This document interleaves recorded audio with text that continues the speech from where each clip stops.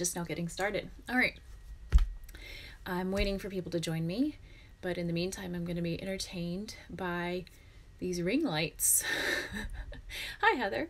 So I have a ring light set up here so that it's nice and bright and you can see me, but I have not done one of these with my glasses before, so that's kind of fun. Anyway, let's get started. I promised today that I would be trying to get antique Japanese ball winders and a Swift going. So real quick, I am going to show those to y'all, and I haven't opened these. These came from my grandmother.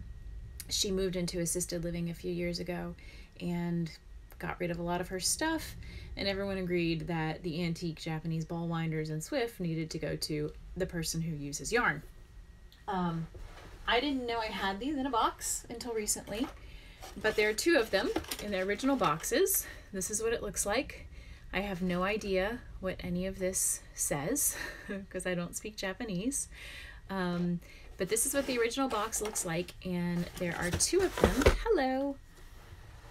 Hello to everyone who's joining. The other one is a little bit more beat up. It's got some packing tape holding it together, but it's the same box. So I haven't opened these. You're doing it with me, and I'm hoping that all the parts are there. And if not, I've got two, and hopefully I can come up with a full ball winder. The Swift, as it were, is in this box. And there's a little picture right there. And again, I don't speak Japanese, but my grandfather was in the Air Force, and they were posted in Japan in the very early 1960s. I think they probably moved there in about 61, maybe 62. So that's probably when all of these came from. When I do winding, I have a winding station that I created. This is just a Knit Picks Swift, so I'm gonna go ahead and take that off. And I used to have a Knit Picks ball winder, but I lost it. I don't know where it went. I don't know how you lose a ball winder, but somehow I did. And then I have a Stanwood ball winder that I like very much. That can make a pretty big ball of yarn. It's metal, so it's heavy. These gears are pretty solid plastic. So I like this one, and it was under $100, which is great because there are some really nice ball winders out there that are hundreds of dollars. This winding table also has a pair of scissors and a scale, a little kitchen scale. And the thing itself is a table that my husband got at Goodwill several years ago for about, 10, 20 bucks. We used it as a side table, or he used it, when he had his bachelor pad years ago. And I like the little table. I thought about refinishing or painting it, but I haven't done that yet. And I realized maybe a year ago it would make a great winding station. So let's take a look at this. First, I'm going to look at the skein holder, the Swift. So, like I said, this came from Japan, probably early 1960s. Looks like I've got this piece here. Based on this picture, I'm thinking it needs to, oh yeah, goes into a little X. I don't know what this knob does. Oh, but it looks like these slide. So I guess that's how you do a larger skein or a smaller skein. I think that could probably use some machine oil. So, and then there's this piece, which is the bracket. That looks like a screw. Hey, so that's on there. I'm used to Swifts being kind of vertical up and down. This one's at an angle, but hey, whatever. So I'm going to try to clamp this onto the table. And I think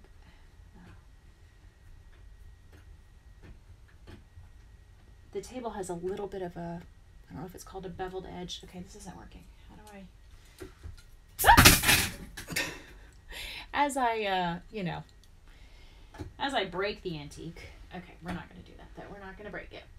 I'm going to clamp this on, I hope. All right.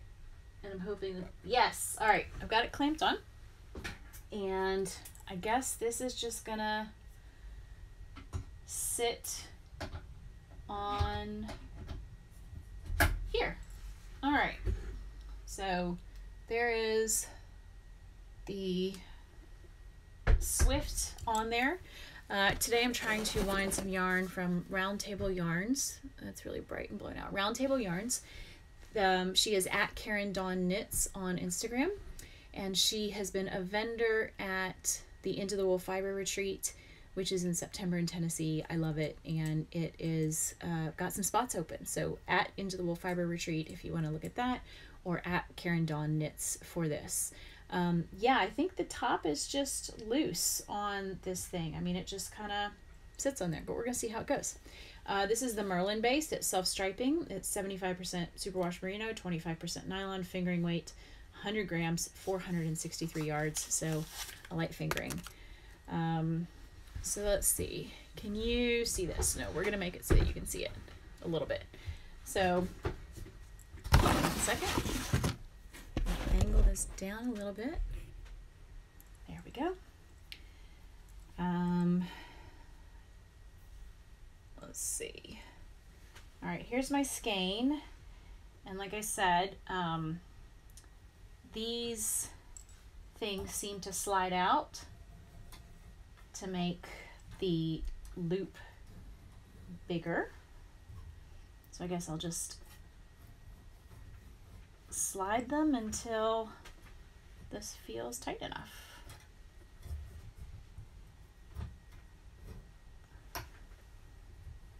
There we go. Let's see if I can back this up. Nope, this bracket is not strong enough to hold on here because of this edge. All right, so I think that works right there. And so this, because this edge on this table is kind of carved, it doesn't have a real huge set of real estate to hold on to. So I'm hoping this doesn't go flying once we get it going.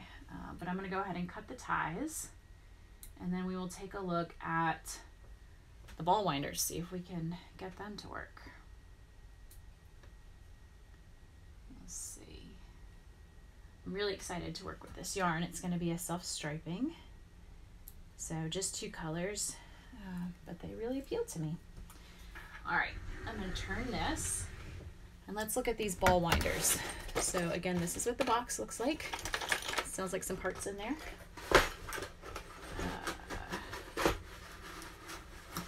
It's even still got the cardboard inserts. Oh, and it has a whole bunch of spare knitting machine needles, which is what my grandmother was doing her knitting on. So those don't need to be in there. And then here is what looks like a ball winder. So, aha, no. Oh, that's where the skein sits, duh. All right, that's where the skein sits, and it looks like it's got a clamp, and hey, it turns. A little dusty. Looks like there's a yarn guide through here, which that does not actually match the picture. So in the picture you can see there's kind of like a little eye for this to go through.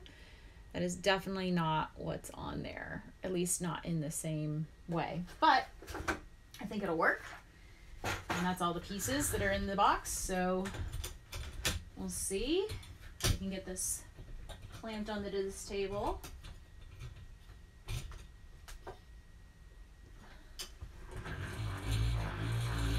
I don't know if it's supposed to be making that noise. So this is metal, and these bits are plastic, actually very similar to the way the Stanwood winder is. I don't know which part is exactly making that noise, if something would benefit from machine oil, but machine oil and plastic doesn't seem like a great idea. So this is probably not going to be the smoothest winding of yarn ever, but if I can get these to work, then I will consider myself a success. All right, so there is a little eye through here, although it doesn't look like what's on the picture, and there's a notch in the top of this. So I want to make sure I don't get that tangled in the gears here, because then I'm sure it would make an even worse noise. Oh, that's, woo! All right, let's see if I can show you this part. it's not wanting to come smoothly off the Swift because it gets stuck on these protruding bits. So I don't know how that's supposed to work, if maybe it's not supposed to be at this angle. Woo! All right, well, you know what? This is not working so well. Let me pull out the other one, see if it doesn't make that terrible noise. So it looks to be about the same. Let me see if I can get this one on the table. I think I need a different edge that is not carved. Let's see how this one sounds. Well, nope, sounds the same. Maybe that's a design feature. But if I just hold this manually, does it make that noise? No, kinda.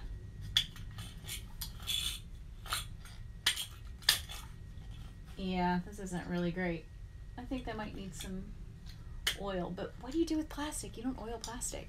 All right, so I'm seeing some comments. So let me see. This Ms. is just saying maybe in the other box. I'm not curious though. And then maybe your Swift should be higher than the ball winder so the yarn doesn't get stuck. I think that's definitely the case. It's not even though that it needs to be higher. You say the Swift needs to be higher than the ball winder. I think the Swift might need to be lower because it's getting stuck right here. Whereas if it were above it, theoretically it would come off it pretty easily. So I think that needs to be lower. So I think what I'm learning from this experiment, for those of you who are just joining me, that these antique ball winders function, but they're not as smooth. They might need some maintenance. I'll have to research that. And that this is sort of, you know, this Swift might need a different angle, but it definitely holds yarn.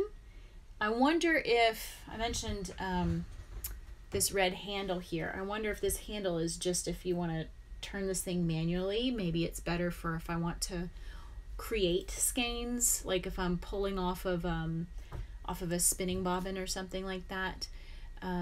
So face the ball winder so the Swift is leaning toward it, not away.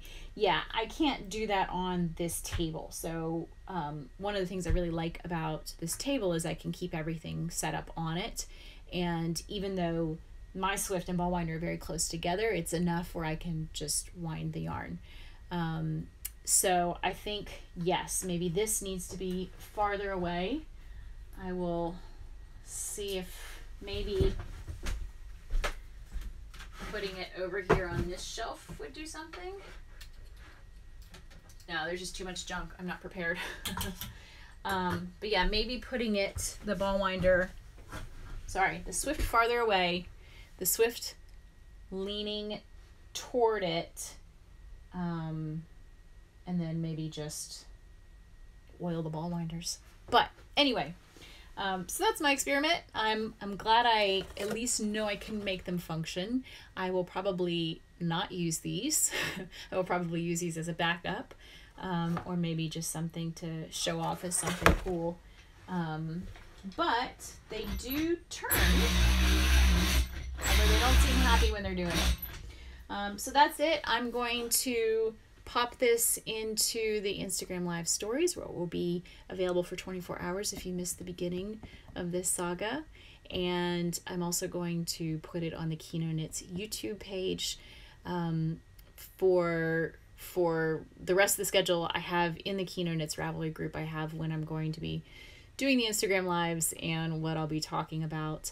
But it's all just this kind of thing. It's picking a quick topic, doing 10-15 minutes, seeing what works, and then sometimes I will be chatting with other people and having guests. So for those of you who are just here, sorry, I'm done, but it's going to pop into stories and it'll be on the Kino Knits YouTube. So I would call this a qualified success. They work, they're just not as great as my modern versions, so I think I will stick with them. All right, thanks to everyone who joined me. Bye-bye.